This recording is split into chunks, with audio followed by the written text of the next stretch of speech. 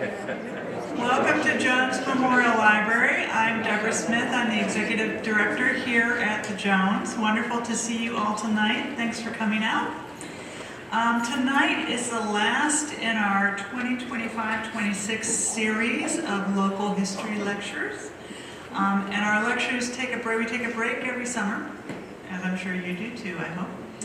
And our first speakers for next year will be Diane Nash and Kim Price, and they will be speaking on September 9th at 5 p.m. about the first class of nurses to graduate from Virginia Baptist Hospital. So hope you will keep that on your radar. In the summer, we print our lecture series rack card, which has the list of the 6 lectures in the series. There are 3 in the fall and 3 in the spring. We also put that information in our annual report, which we hope you will get over the summer. If you are not on our mailing list, just let us know and we're happy to add you on. You can also always find the list of events and lectures online on our website, which is jmlibrary.org, and we have an events page there. You can also follow us on Facebook, LinkedIn, and Blue Sky. And I can hear that they are still working downstairs, even though it's after 5 p.m. But tonight it's my pleasure to introduce Dr. Robert L. Canida II. Dr. Canida has 30 years of experience in higher education.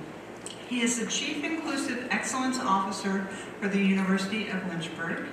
In his role, he provides leadership for the development, design, and execution of the university's Inclusive Excellence initiatives. Dr. Canida serves on numerous Virginia boards and is a member of the Lynchburg chapter of Kappa Alpha Psi. He has degrees from Xavier University, the University of Kentucky, and North Carolina A&T State University. So Robert is going to speak for about 45 minutes, and then we'll have about 10-15 minutes for Q&A. So please welcome Dr. Robert Canida.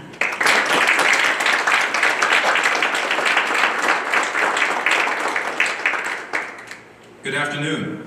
Good afternoon. So when I gave Deborah my bio, right, at that time I was not an honorary alum of the University of Lynchburg. So I have another degree, right? So anyway. But it's truly an honor to be with you all tonight, and I'm going to let you know right now, even though that Deborah was kind enough to get me my own little personal fan, right? I have this fan, and I have a handkerchief. The thing is, I've been speaking for over 2 decades, and no matter how many times I speak, I start to sweat. And I hope I don't jinx myself, but I'm just going to let you know. So if I start sweating, it's not that I'm having a stroke or anything, it's just the fact that that's who I am. So anyway, so I hope in the time that we have together that you walk away from this afternoon with maybe a better understanding of the impact of the civil rights movement here in Lynchburg and those individuals who spoke up about it. You may walk away even more confused. I don't know, but we will see, okay? But as Deborah said, at the end, you'll have about 10 to 15 minutes to grill me. Just don't grill me too hard, because then I will start to sweat. So, just to let you know, a little bit about who I am, right? Deborah read all of my, credentials, right? This, and this. But I have 4 mothers, right? I used to tell students I have 2 mothers. I was raised by 2 mothers, right?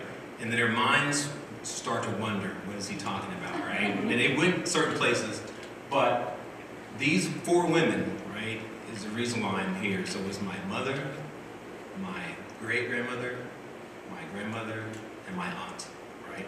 4 strong black women who raised me, and the reason why that I am who I am. I'm an empathetic leader, so I'm very in tune with people and their feelings, and I stay connected with folks, and if there's something going on with them, then I'm there to extend my hand. I'm sort of like the person who speaks up for the underdog, okay? Individuals I've worked with in Ohio and in North Carolina, and now even here in Lynchburg, who feel like they don't have a voice, and I feel it's my responsibility as a leader to speak up for them. Let's see if we can do this with this. Nope, wrong way. Anybody idea? I'm not Samuel Jackson, okay? Anybody know what this is?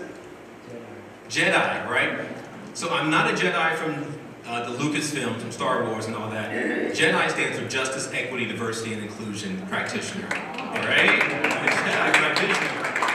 And I've been doing this work for over 2 decades. And then I question everything. Everything. That's what keeps me in trouble, because if something I don't understand, I need to ask the question. And so my advice to you all tonight, if you have things on your mind in general that you need to get off your chest, just ask the question, right? Okay? All right.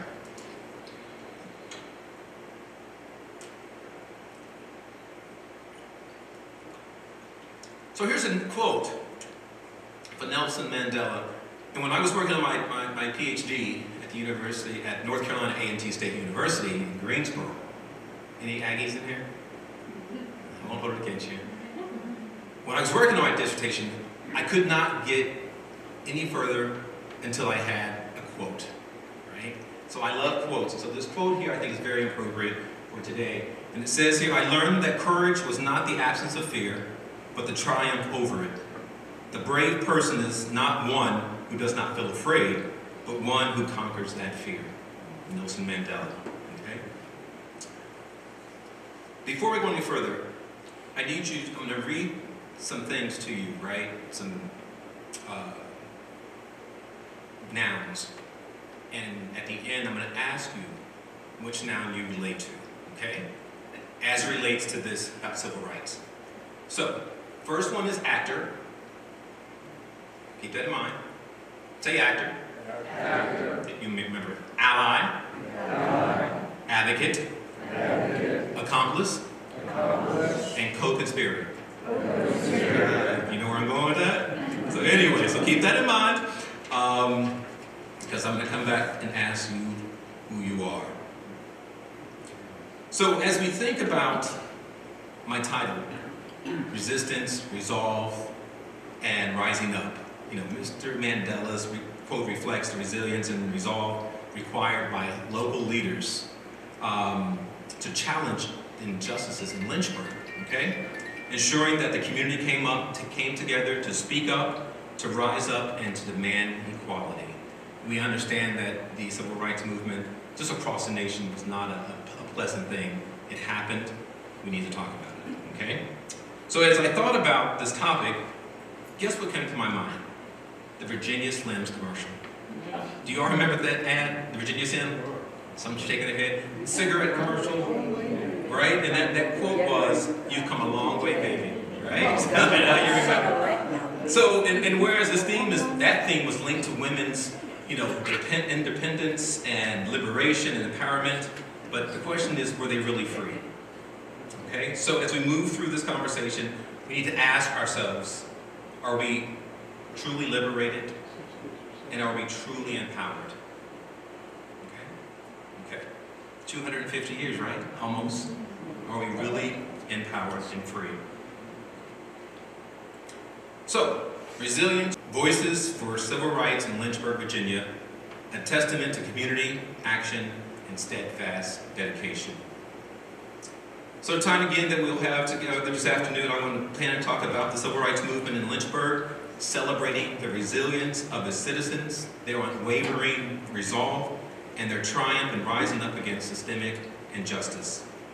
The history of civil rights in Lynchburg is a testament to the power of community action and steadfast dedication to equality, regardless of the hostility that many voices met. Okay? This movement was driven by a mix of local activists, church leaders, and students who challenged segregation, often at a great personal cost. Anytime that you speak up about something that you don't agree with, there's a cost to that sometimes, right? But these individuals were willing to pay that cost. But as the African American song, which became the civil rights movement's anthem, tells us, ain't gonna let nobody turn me around. And I don't think, I'm not from Lynchburg, I'm originally from Cincinnati, Ohio, then I went to North Carolina, lived for a while, and then came to Lynchburg. And I've been here 6.5 years. But these individuals who stood up in the face of adversity, right, and ridicule. They said, I'm not going to let anybody turn us around because we have to keep on keeping. Okay? So the movement, right? The American Civil Rights Movement started in the mid-1950s, and I'm sure many of you know the history better than I do, but as a mass protest movement against systemic segregation, economic inequality, and the racial violence against African Americans, particularly in the South. And if you don't know, Virginia is the South. Driven by centuries of oppression, the movement was triggered by the need to enforce constitutional rights and end the brutal Jim Crow laws that upheld second-class citizenship. Lynchburg's civil rights movement was a sustained, localized struggle against Jim Crow, characterized, as you know, by student sit-ins, the NAACP organizing, and a slow, contentious fight to desegregate schools between the 1954 and 1970. Key moments included the 1960 Patterson 6, the trailblazing community activism of leaders like poet Miss Ann Spencer and many others.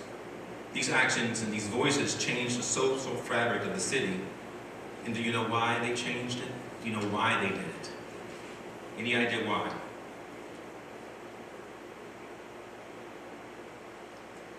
This is why. Who was this person here? Fannie Lou Hamer, right? Activist, right? What was her famous word? She had a lot of famous words. What was her? Sick and tired. So these individuals that fought for equality here in Lynchburg was sick and tired of being sick and tired. They said we're going to rise up at a cost, but we're going to speak up, show up, and make changes happen. So for me, the foundations of the movement, right? Resilience, resolve, and rising up, right? Those are the three. The first R is resilience. To withstand, recover, bounce back, basically adapting to life's challenges, growing stronger from adversity, and maintaining your sanity rather than falling apart. It's easy to quit. It's easy to turn around and say, this is not my fight. And we have a responsibility. So the foundation of resilience, Lynchburg's journey towards civil rights is marked by the enduring spirit of the African American community, facing segregation, discrimination, economic hardship. Local leaders and everyday citizens demonstrated remarkable resilience. This resilience was not passive, it was active, committed to building and sustaining vital community institutions such as churches, schools, and businesses that served as organizing hubs and sources of strength. Resilience. And then we'll talk about resolve and rising up as we go through this. So, the establishment of institutions like Virginia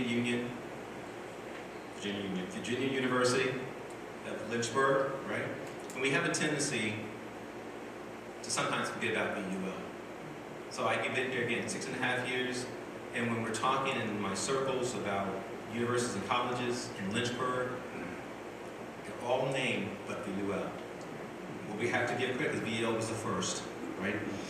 Local chapters of organizations such as the NAACP and churches, they provide the necessary infrastructure for collective action. The Virginia University of Lynchburg is Lynchburg's first college of higher education. And according to the website Black Paths, VUL was founded by Black Baptists to maintain independence from white control and funding, fostering a strong sense of autonomy and community resilience. As for civil rights activism, students and alumni were involved in the struggle for equality. For instance, Barbara A. Thomas, and some of you may remember that name, was affiliated with an institution then known as Virginia Theological Seminary and College.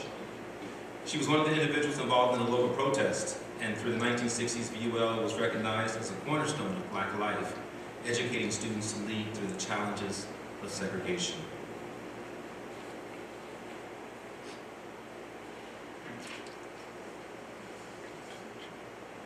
The NAACP of Lynchburg. Founded in 1913, and efforts led by this young lady here, Mary Rice Hayes Allen, was a prominent and active force in Central Virginia during the Civil Rights Movement, functioning as a key center for grassroots organizing, legal challenges against segregation, and voter registration. It focused on dismantling Jim Crow policies and securing educational equality, frequently working alongside local women to lead protests and school integration efforts. This is a picture. I don't know if you all can, some of you all may know these individuals. Yeah, Mom, you do know some of these folks? Know of them, right?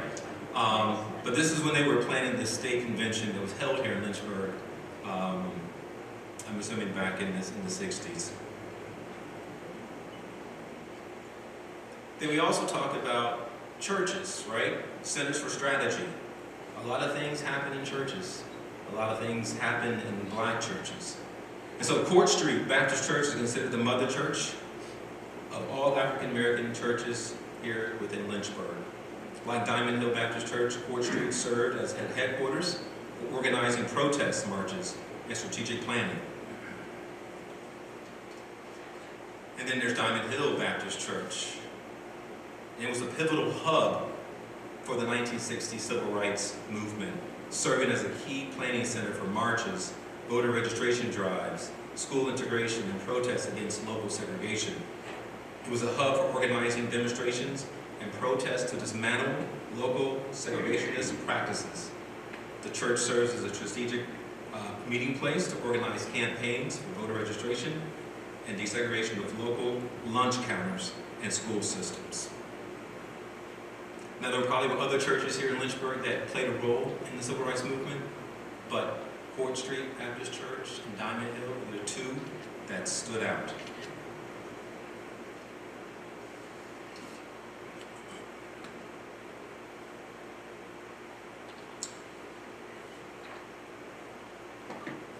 During the Civil Rights Movement, Lynchburg was characterized by staunch institutional resistance to desegregation, and you can imagine why.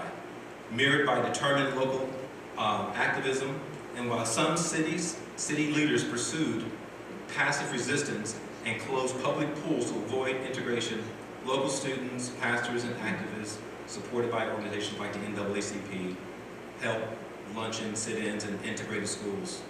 In spite of the resistance, there was a move from resilience to active protest, which was fueled by unwavering resolve, as the other are, to secure fundamental rights. The Patterson 6, as you see here on the screen, was the first Lynchburg lunch counter sit-in in 1960. Lynchburg young youth played a crucial role in the region's sit-in movement.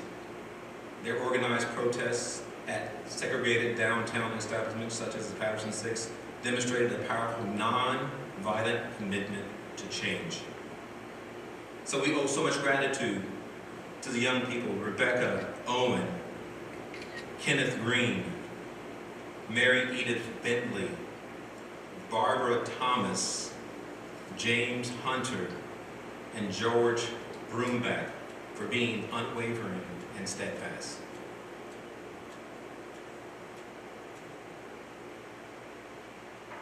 And then another group, Miss Linda Woodruff, and at that time, Mr. Owen C. Cardwell, who were both doctors when they passed, were the first two African American students to integrate E.C. Glass School in 1962 by a court order, and they faced significant diversity while pioneering school desegregation in Lynchburg. And I would be remiss if I did not mention or give voice to Miss Brenda Hughes and Miss Cecilia Jackson, who also helped integrate E.C. Glass the following semester. So just imagine, right here in Lynchburg, you had these two individuals, maybe four, brave enough to step out and say, we're going to do this. Okay? I don't know if I were that age at that time, would I have been able to be that brave. But thank goodness for Dr. Cardwell and Dr. Woodruff.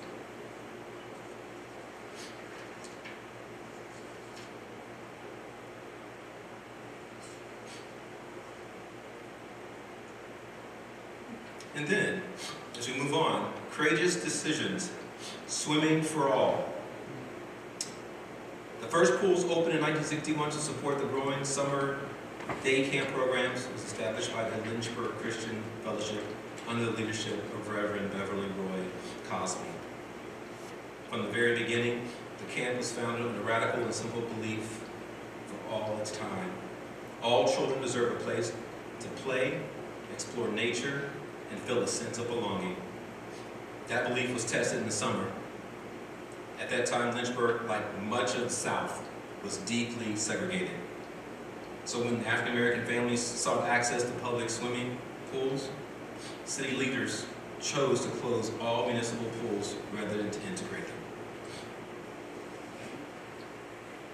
In response, Reverend Cosby made a courageous and controversial decision. He opened Camp Kumbaya's pools to the entire community, welcoming black and white children to swim together at a moment which was an act and considered unthinkable by many.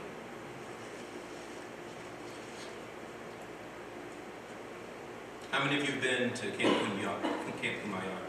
How many of you are familiar with that pool? Did they cover it up or did they? They didn't see none in it? Okay. All right. But still, back in the 60s, that was a bold, radical act of belonging.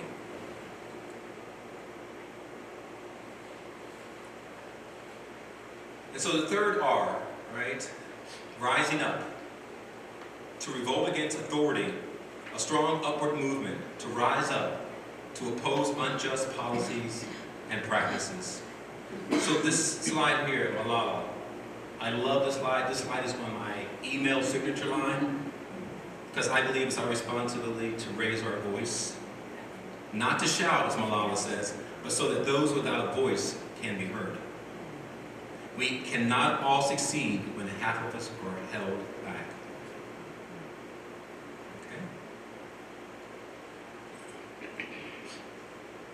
Now the following slides are individuals that use their voice to invoke change. Some of these individuals we hear about in history, we Google them, that's the first names that pop up.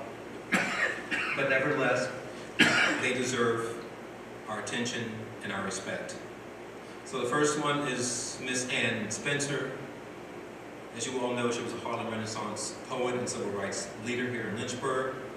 Her resilience was creating a sanctuary at her home and garden for prominent black intellectuals. While a figure of the Harlem Renaissance, she remained a pivotal civil rights activist, helping found the local NAACP chapter in 1913 and hosting figures like Dr. King, Thurgood Marshall in her home on Pierce Street. Only because this person is here, right? And I wouldn't do this, but I'm going to put a person on, not on glass. I'm going to call on the person, right? Miss Waller. Are you? I know you're familiar. You're right there, Mayor Waller, right? You were right there on Pierce Street. You live on Pierce Street. I've been on Pierce Street for 77 years. So you're very familiar with Ms. Ann Spencer and the company that she kept. And Mr. C, he was my principal when I went to the real Dunbar. All right. The real Dunbar. All right. And Mr. Thornhill, we was buddy buddies. You know, there's times when you go to a funeral, people that really don't have anything, there's nobody there to hand them a tissue or a thing. I went to Mr. Thornhill many, many years ago. I said, I'm not looking for no money. I am a citizen of Lynchburg and I want to serve. And I never missed a funeral at his funeral home. And he told McDonald, when Miss Waller come up here, turn it over to her. Okay. I'm not going to turn my presentation over to you now. But thank you for that. Thank you. But anyway, but Mrs. Waller was there, could see what was happening on Pierce Street during the civil rights movement. You're still there. So then we look at Mr. C.W. C. A principal at Dunbar from 1938 to 1968. Mr. Clarence W. Dick C. was a leading representative for the African American community. He spoke out against injustices within the education system and encouraged black schools to hire black educators, administration, personnel, and to seek black leaders for the school board. C. ended his career at Dunbar in 1968 after leading the school to be one of the top-rated black schools, high schools, in the segregated South. He became the first black man elected, first man of color elected to city council since the 1880s. That's something worth clapping about, yes. And then we have Mr. Thornhill, active in local politics for his entire life. He served as the president of the Lynchburg Birds League for over 40 years. And in 1964, he became the first black citizen of Lynchburg to run for elected office since the 1890s. He won the Ward 2 seat on Lynchburg City Council in 1972. Then, in 1990, he became what? Mayor of Lynchburg. First African-American mayor since in 1990. So here's another voice for change. Officer Walter Farrow. Okay. Lynchburg's first black patrolman who maintained a resilience and protective presence for the community on 5th Street. How many knew? All right. Mr. Lawrence Stamps.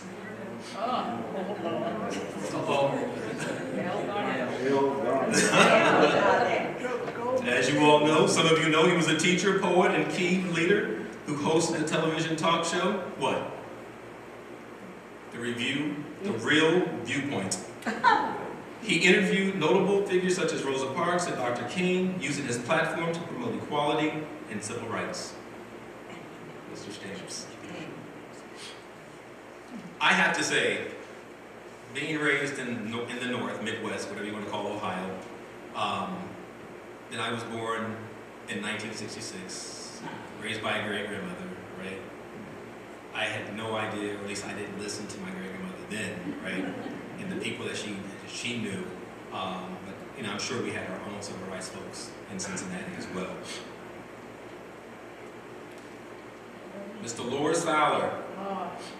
For more than 5 decades, she stood at the forefront of advocacy, empowerment, and justice, whether working through the AIDS Drug Assistance Program, supporting the NAACP, the YWCA, the Legacy Museum Project, the Lynchburg Community Action Group, or faithfully serving in Diamond Hill. She lived her commitment to equity and compassion every single day.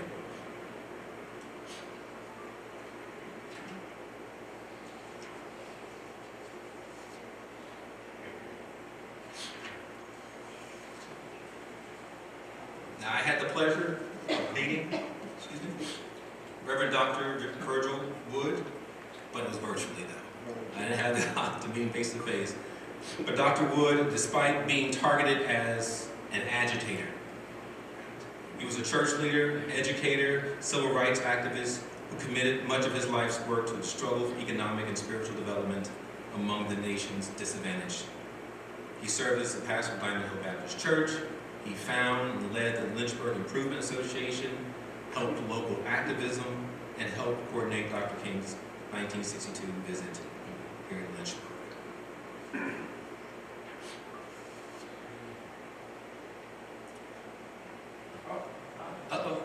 Dr. Johnson. Dr. Robert Walter, what was his nickname? Look at y'all. Whirlwind Johnson was a pivotal figure in Lynchburg's civil rights movement who desegregated tennis, as you all know, by creating a premier junior development program for African American youth. Of course, it was based in Lynchburg on Pear Street. And who did he mentor? And he was directly responsible for breaking the racial barriers in a traditionally white sport. Dr. Johnson. So, you know, this whole presentation can be about individuals here in Lynchburg, right? Who decided to stand up, speak up, show out, to make a change for everyone, particularly African Americans. but we will be here all night. So these are some voiceless, countless voices, not often mentioned, right? And this picture here, as you all are very familiar with, which I have one in my hallway, because it was given to me 2 years ago when I was the keynote speaker at the MLK breakfast by Ann Vandergraaf, right? But some of these individuals, like Miss Cecilia Jackson, Mr. Bates, who protested at the AP stores, Miss Mary Payne was part of the NAACP, Miss Ramona Bad, I thought was going to be here. I mean, she wasn't involved directly with the civil rights movement, but the work that she does now speaks to it and keeps it alive. Mr. David Cox, who, the young brother, which is my far left here, with his hand up, he wanted I won't say the older folks, but he wanted the more seasoned, mature leaders to do more stuff, to be more active. But he was part of it. And we all know Dr. Reverend Carl Hutchison, right? But sometimes it doesn't get the credit that people deserve. Now, we can say Miss Waller, right? I mean, I don't know if Miss Waller was walking the streets of Pierce Street or downtown to protest, but, the work that she does now. So it's just important that we think about these. So the bottom part here, speak their name. So I'm asking you, right? Is there someone that you remember during the civil rights movement, or even today, who's doing civil rights work, that you would like to speak their name?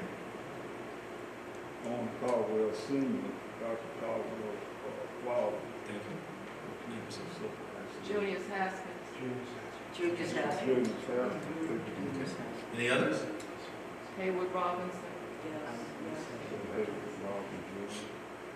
Dr. Hodge was there before Virgin Wood, and he was a big civil rights leader in Lynchburg before he moved to Louisville and became a great civil rights leader. He was a diamond here too. Any other, because there's a name that I was wanting to hear, right? This person isn't African American, does not identify as a person of color. But Roselle Shule. Right? Yeah, credit where credit's due, right?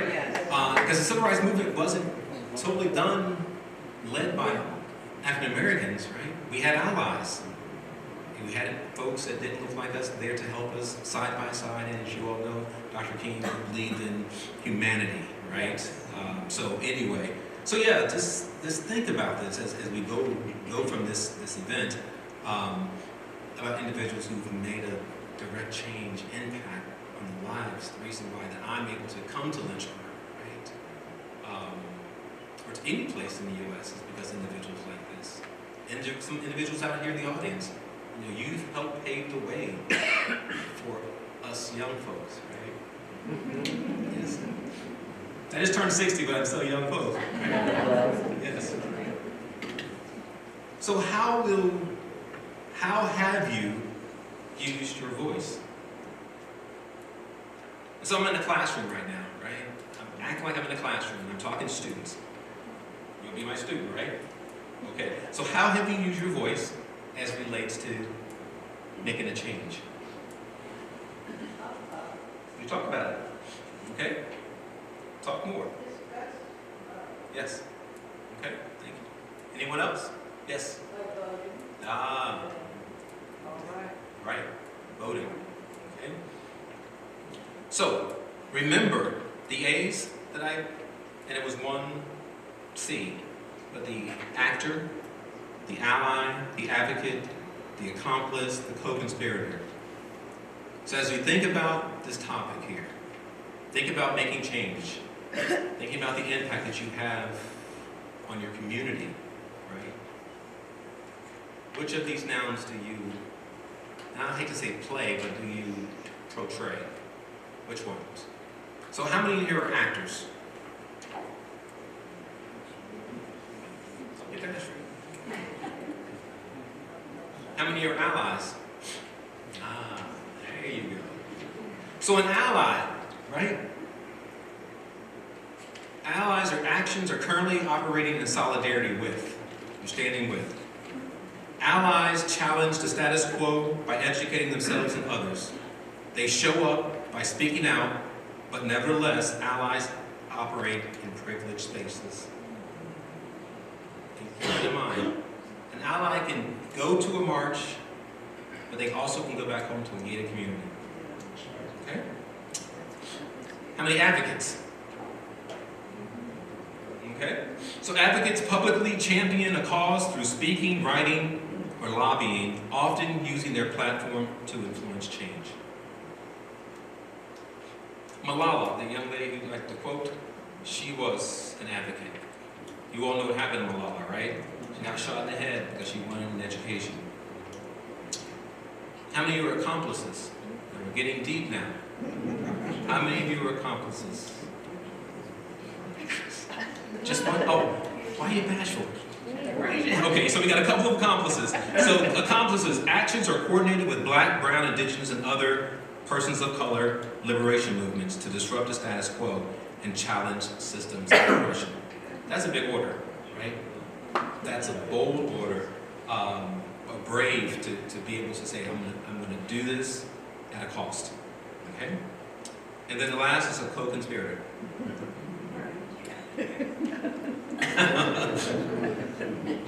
Co-conspirator, right? So co-conspirator actively plans and participates in disruptive actions to dismantle systemic oppression. Right? Are you really a co-conspirator? I'm not questioning you, I'm just saying. Really? That's a big order. To say that I'm going to disrupt a system, right? And we're living now in a system that needs disrupted. Right? We live in a system that has been disrupted in some shape, form, or fashion. So keep that in mind. And the thing is, you know, as you go about your day, your life, right? Regardless of what noun you said you are, you change. You may move from becoming an actor to an accomplice, or you may move from being a co-conspirator back to being an advocate, right? I hope you don't ever go back, but sometimes life changes and things happen and there you are. So as we come to a close, my call to action for you all, right? So we know the movement officially ended here in Lynchburg in 1970 with the desegregation of schools, but the work continues. We can't just rest on our laurels and say, oh yeah, well, you know, Dr. Cardwell and Dr. Woodruff, they got in school, in the school system, the churches are doing great work. We can't just stop there. So what is your responsibility? Again, how we use your voice to ensure an equitable and inclusive Lynchburg. Okay. And in your purpose, how will you contribute to the ongoing legacy of justice and freedom in our community? Big orders, but they're necessary. Unless we want to see us go backwards, and I don't think anyone does in this space, we have to be about something, okay? So, to learn, to visit the Lynchburg Museum, the Legacy Museum of African, in your local libraries. You have the Jones Memorial Library, you have the Lynchburg Public, which is under construction, but they're still functioning. You have the university. You have 5 universities and colleges here in Lynchburg that have libraries that you can go and do research, right? And so I encourage you to do that. So again, like I said, the Civil Rights Movement ended in 1970, but the call to duty continues today. We must continue to speak up, show out, and rise up, okay? And why do you think that why must we continue this work? Why do you think we must continue? It isn't done. It's not done. No, it's not done. No. And we hope and pray that it's done in our lifetime? I don't know. It's never done. No. It's never done. And the reason why, more so, it's never done, and I should have given you all a disclaimer on some of the images. And none of them are too taxing, but you may find them questionable. But I believe in speaking my truth, so it's important that you all know the truth. So the reason why we must continue this is because, again, coming up in July 4th, right? 2026 is what? Our 250th. And so the truth is, even though there were people being the independence from Britain, England, in 1776, according to this, according to history, right, there are still millions of black people in chains. Ugly truth of the United States, but nevertheless, the truth. And then you think, okay, that's fine. It was 1776, almost 250 years ago. But then, in the 1960s in North Carolina, you still have a system, an oppressed system, telling folks, you can spend your money here, but we won't hire you. Right? This is another reason why we must continue this work.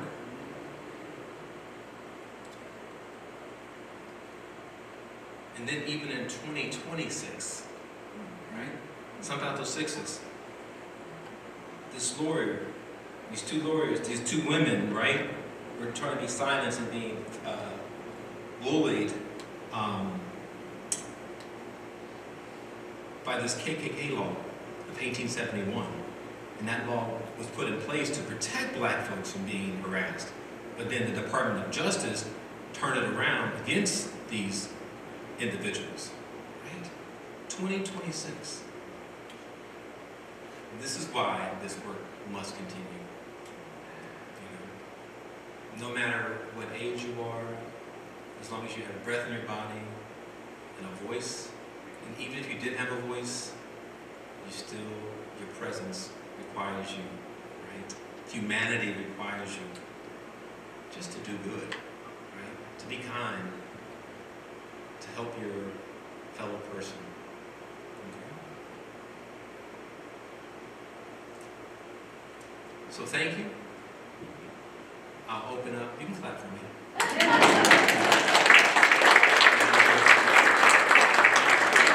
So, questions. Again, what I want you to remember, okay? I've only been here 6.5 years. I don't know the full history of Lynchburg, okay? Born in Cincinnati, so I wasn't exposed to the civil rights movement. But nevertheless, if it's about the content, I'll do my best to answer. If not, I have some other experts in the space that will help me, right? So, any questions or comments or concerns? Concerns about the content? Questions about the history? Yes, sir. Now, we have some North Carolinians up here, and one of them was Lawyer Mike. He was from down in Carolina, so he was kind of thinking that the civil rights movement in Lynchburg was less violent. There wasn't a lot of people lynched up here in Lynchburg. But I came out of high school in '66. So it was so Lawyer Mangle was so when we came from the Million Man March, he was mad with Deacon Walker because he was insinuating that Lynchburg didn't have to go through all the killing up here that they had gone through in North Carolina, civil rights movement. So I'm just wondering, and I'm just thinking, brother, I think it was because of, and I interviewed Owen Caldwell Sr., and he was saying that everybody had the little cliques. They had a lot of white people in the civil rights movement over in that camp, the black civil rights movement. Over here they had all the Jewish leaders were in there with the black people. And say for some reason they were able to something like negotiate civil rights up here without a lot of people getting killed in Lynchburg, as they did in Carolina. So, you say there were no deaths here in Lynchburg during the civil rights movement? But came without name and a lesson from my cousin was Wallace. I think they took a few of them up to the lecture chair somewhere. That was years before my time. I didn't see anybody getting killed. That's good. Okay. Yes? I thought of another name, Herb Moore. He was an advocate with Beth Yes. Cosby and Cardinal. Thank you. Oh, yeah. Yes, ma'am. One of the people you referenced, CWC, See. when he finished teaching at Dunbar, being the principal, he was the first professor of color at Lynchburg College. Thank you, Doctor. Yes. Yes, ma'am. And if you go on Pitt Street, in the right there at 13th and Pitt, Right. you see that brick house? Mr. C had that house built for him and his wife. Okay. That's right. So history will always be Big C, right? Mr. Lynch, yes. There's a book, and somebody correct me if I'm wrong, but something must be done about Prince Edward County, which fits very much in this theme over in Farmville in that ages. And I know Philistine Mosley, whose name I was going to bring up, was actually involved with that. And actually went to Yellow Springs, Ohio for a year when they closed the school. Just Well, go ahead and speak Mrs. Mosley's name. Philistine So Mosley. Mosley, there you go. There you go. Yes, Ms. Waller.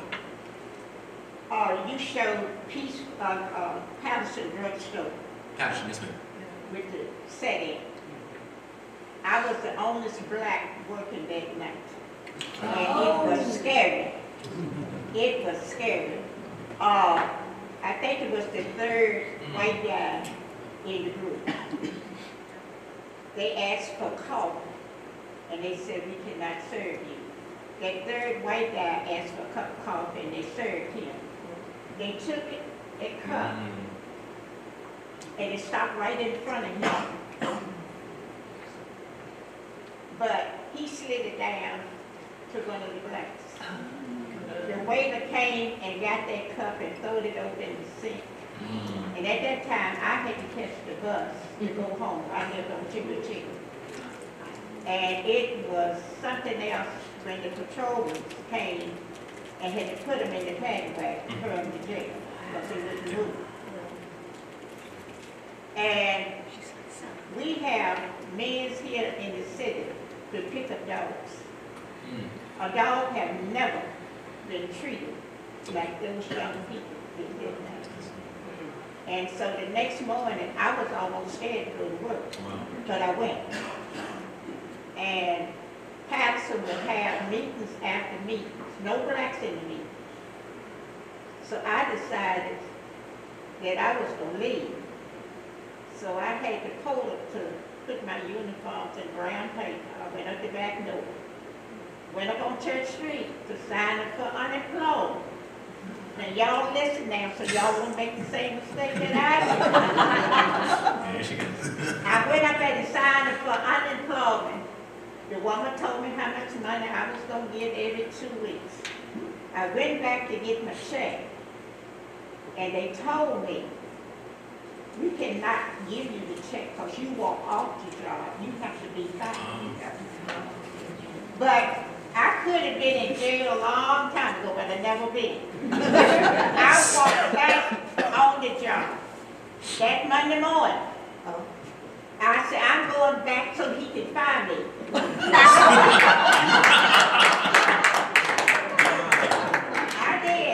I did. But let me tell you what happened. Somebody had called my boss, Calvin Lewis, in charge of the family. Somebody had called him and told him that I was back. So when I seen him come through that side door to come to the fountain, I picked up some dishes to curb up front. He passed by me, he said a word. I said, good morning, Mr. Dawes. And don't you know, I worked there another 6 years. Another 6 years. But don't you try, because then we'll be going to jail. Let me tell you something. I have never backed, this child right here can tell you, I have never backed down on anyone. Because this is how you move forward. But you got to do it in a pleasant way. There cannot be no cursing. There cannot be no hollering and screaming. You smile and talk to that person like we are talking right now, and you will get further. I'm 92 years old, and I know Lynchburg upside, one side to the other. You got to still smile when you don't want to smile. That's right. That's right. And you will come over there. Oh, Mr. Wright, I didn't know you was here. So, Ms. Waller, I'm going to speak your name. Ms. Doris Waller.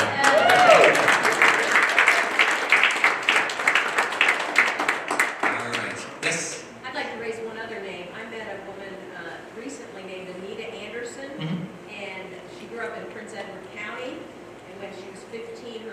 closed because of segregation. She moved to Lynchburg and got a GED, and she was involved in Brown versus Board of Education. And recently, she got honorary diploma from Robert Russa Moton High School, and an honorary Juris Doctor from Longwood University for her place in history. Yeah. She lives on Fifth Avenue. Thank you. Thank you. So as you leave this place, again, continue to remember those names. Continue to say their names. And I know soon to be Dr. Simon, I'm using some of your dissertation language, but just, I know, right? Because one day, we don't be already Miss Simon, Dr. Gloria Robinson Simon, we're going to be saying her name, right? Yes. So anyway, Deborah? Oh, hey. So thank you, Dr. Canida. Yeah. One thing, so we hope to come back in September and have a wonderful summer. I know that one thing you didn't mention was when Dr. Martin Luther King Jr. came to Lynchburg, he gave a speech at E.C. Glass High School. And so if you have any items from the civil rights era that you want to preserve long-term in Lynchburg, we hope you will think about donating them to Jones Memorial Library. We were gifted the recording of Dr. Martin Luther King Jr.'s speech, and we have it on our digital portal. So you can listen to the audio. It's a little patchy in places, but you can listen to it if you go to jmlibrary.org and you put in Martin Luther King. It will come up and you will see that you just click the audio recording to listen to that. It's about, I think, a 50-minute speech. So, and we just also had a recent donation as well from Rose Chapel Baptist Church in Madison Heights. And so we thank people who are giving materials here to document Lynchburg's history, especially any gaps that might be in the written history. So thank you so much. Thank you, Robert. Since Deborah mentioned when Dr. King came, he also came in 1962, and he ate at the Lodge of the Fishermen, right? Camp Kumbaya area. And so the 60th anniversary, which was several years ago, a couple of years ago, Miss Gloria, go to your church. No, it's another Gloria. There's a lot of Glorias here in Lynchburg. Preston invited me to, and it's a couple of folks, to come and speak at the very table that Dr. King ate at. That was an honor. So, yes. Just wanted to say that. Well, thank you.